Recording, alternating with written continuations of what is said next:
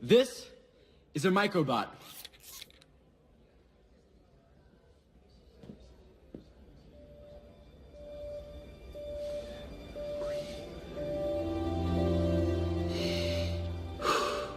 It doesn't look like much, but when it links up with the rest of its pals,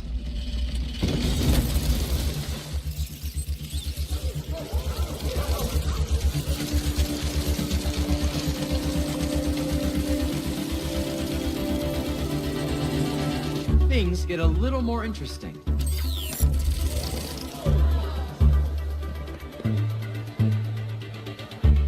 The microbots are controlled with this neurotransmitter.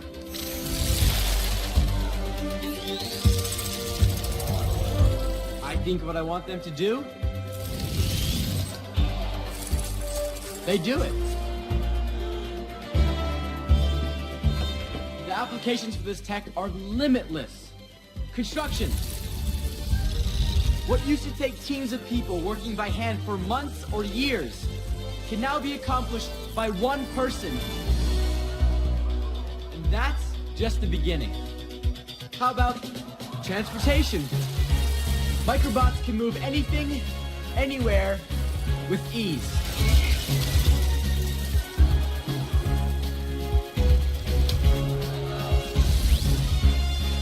If you can think it, the microbots can do it.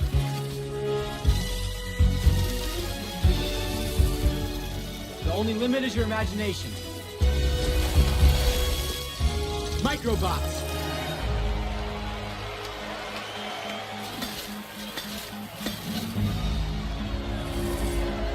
That's my nephew! Yes. Yay! My family! I love my family! Nailed it. Essa é a nossa disciplina Arquitetura de Computadores. Aqui quem fala é o seu colega Pedro Cardoso. Como vocês já devem saber, eu não pude estar presente no seminário, então o professor permitiu que a gente fizesse essa apresentação previamente gravada. Então a gente preparou aqui um vídeo narrado com diversos detalhes sobre o nosso tema, que é a nanotecnologia, que nós vamos começar agora. Vamos lá. E para começar, o nosso colega João Pedro Lima vai fazer uma introdução, fazer um panorama sobre a nanotecnologia. Vamos nessa!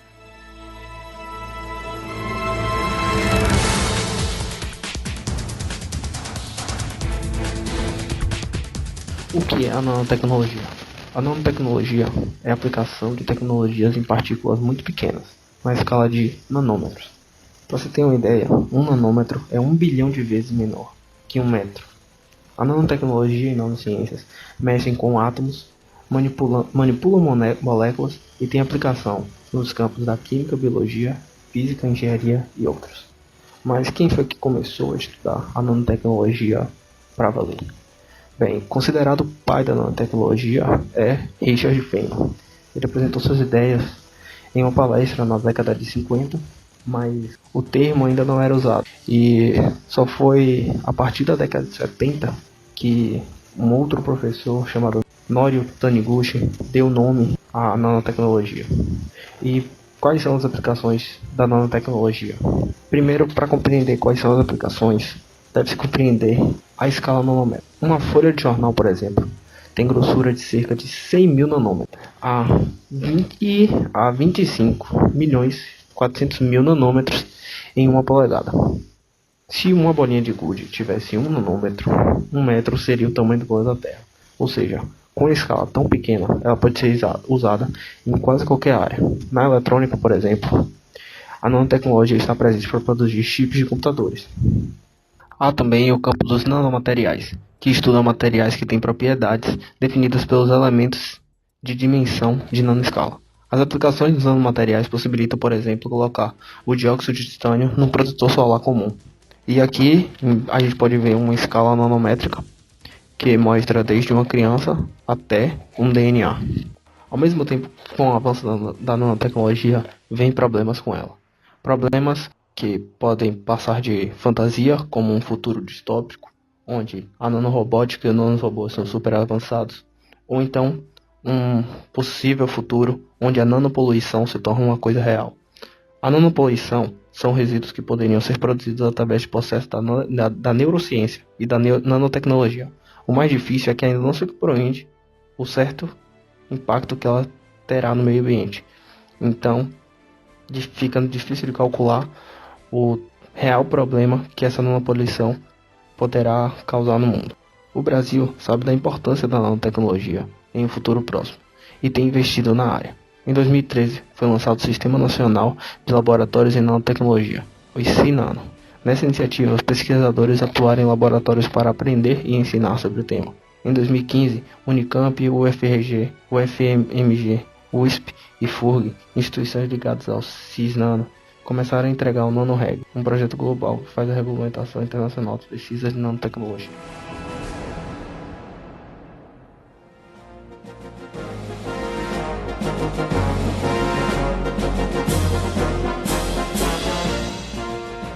Boa noite, eu sou o aluno Wallace Soares Santana e eu vou falar um pouco sobre a nanotecnologia computacional.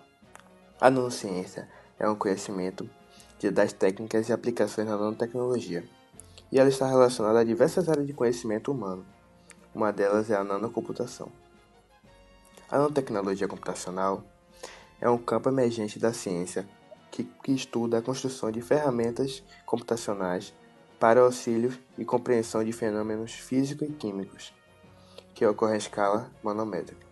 Sendo assim, desenvolvem teorias, modelos e simulações de escala para estabelecer tanto nas bases científicas quanto nas ferramentas usadas para desenvolver essa tecnologia.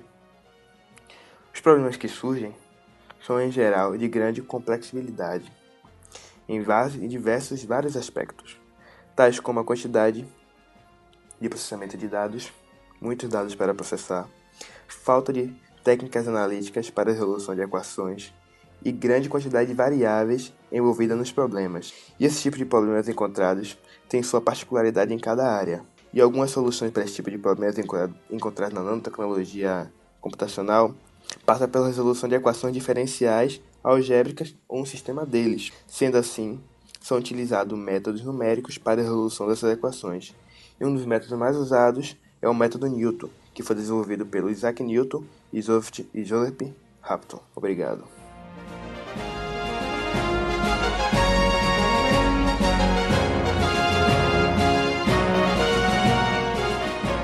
E apesar de parecer algo relativamente novo, a nanotecnologia ela já vem sendo estudada desde a década de 80. Então, por conta disso, existem diversas vertentes, conceitos e linhas de pesquisa, como, por exemplo, a nanotecnologia drexleriana, que agora ela é chamada de nanotecnologia molecular, que ela basicamente pressupõe a construção átomo a átomo de dispositivos úteis à vida humana.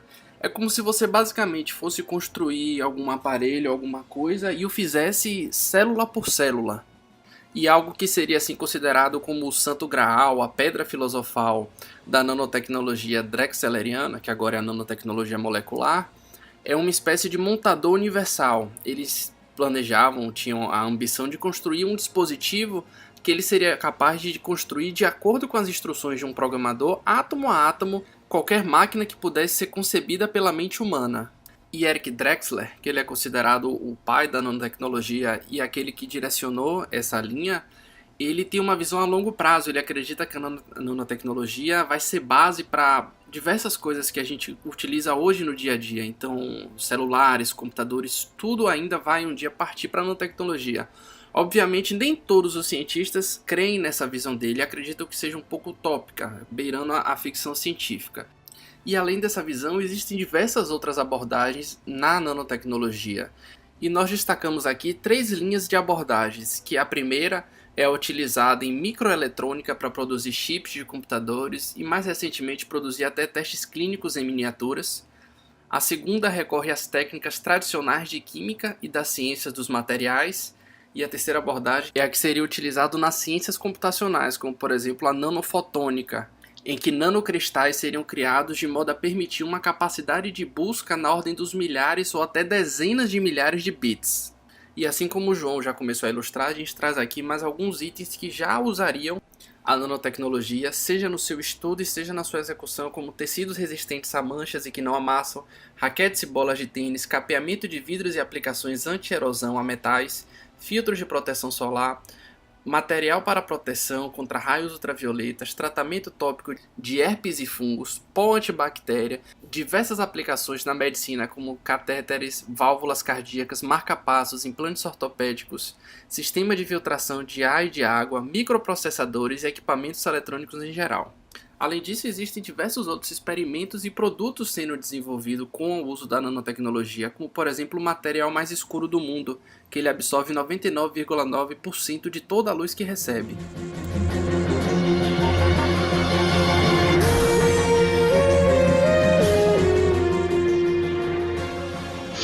Boa noite, aqui é seu colega Rafael Carvalho. Hoje irei falar sobre algumas conclusões do grafeno na parte de nanotecnologia. Bom, uma importante vertente da nanotecnologia é o estudo das nanoformas do carbono. Desde a descoberta do fluoreno, os avanços na área ocorrem de maneira estrondosa, principalmente devido ao desenvolvimento de metodologias sintéticas e aos avanços em técnicas analíticas, como a microscópia eletrônica e a ressonância magnética nuclear, que permite manipular e analisar essas substâncias com extrema perícia. Muitos avanços ainda são separados, principalmente na área de materiais. Entretanto, a produção de nanoestruturas do carbono em larga escala ainda é um desafio, que sem dúvida será vencido pela criatividade dos pesquisadores e pelos avanços da ciência. Os grafenos são anéis hexagonais de carbono, formando uma estrutura bidimensional. Essas folhas condonídeas formam grafite, que foram desenvolvidos por métodos para a produção de folhas de grafeno isoladas, o que levou essas estruturas a serem consideradas uma forma nanométrica de carbono. O grande interesse pelas folhas de grafeno está na capacidade de transportar elétrons com bastante eficiência. Morty, I'm Pickle Rick. I turned myself into a pickle.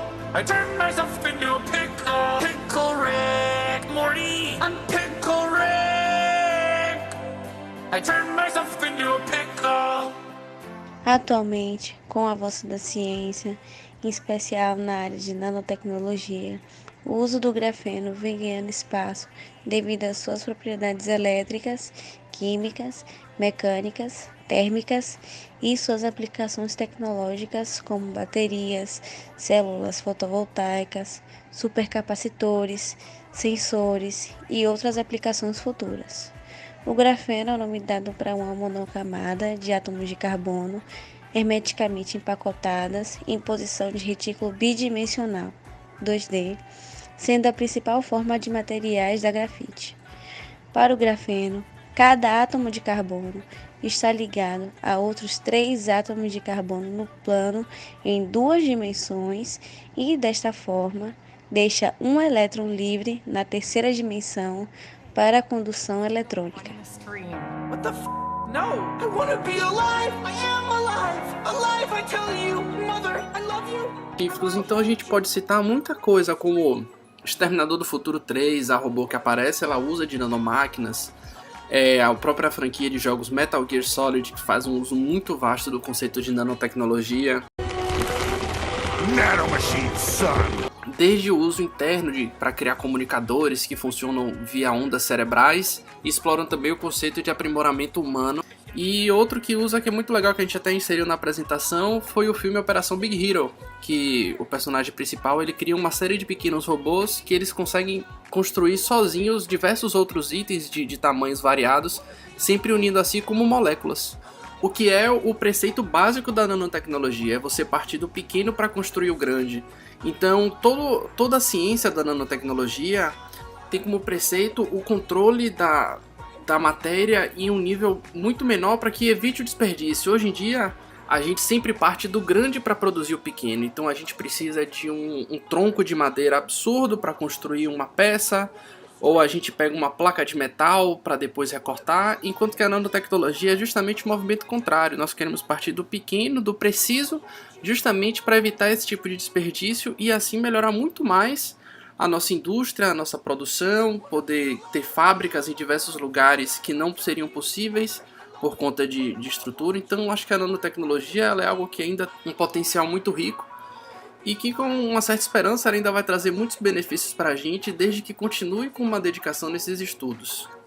Provavelmente nem todos os colegas vão apresentar dessa maneira, a gente fez de uma maneira democrática, então acabou uma parte em vídeo, outra parte presencial. Então agora vocês ficam com o resto, com mais detalhes e tudo, aberto para perguntas com o resto da equipe que vai estar aí, e a gente agradece a atenção de vocês. Bons estudos, forte abraço! I'm passing over, I want you.